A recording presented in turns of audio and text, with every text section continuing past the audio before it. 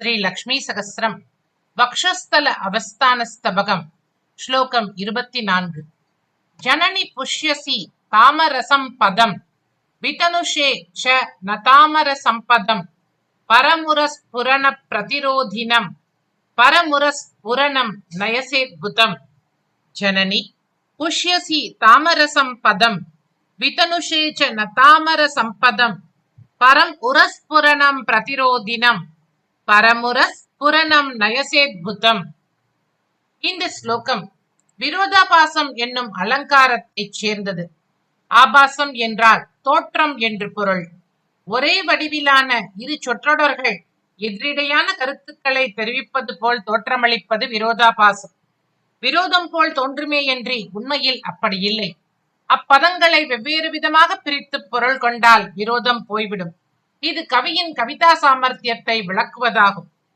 ஜனனி தாமர சம்பதம் புஷ்யசி. லக்ஷ்மி தாம் அமர்ந்திருக்கும் தாமரை மலருக்கு அழகு செய்கிறாள்.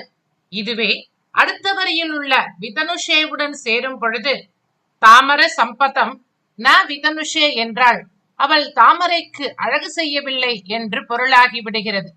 அதையே நத அமர சம்பதம் விதனுஷே என்று கொண்டோமேயானால் இந்திராதி தேவர்களுக்கு மோட்சத்தை அளிக்கின்றாள் என்று பொருள்படுகிறது.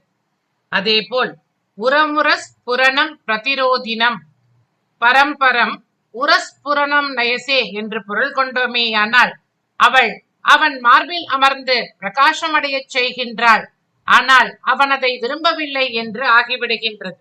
அதற்கு பதில் பரமுரஸ்புரணம் பிரதிரோதினம் உரஸ்புரணம் நயசே எனக் கொண்டாள் முரணை அழித்த முராரியின் திருமார்பில் அமர்ந்து பிரகாசத்தை அடைவிக்கின்றாய் என்ற பொருளை தந்து விடுகின்றது.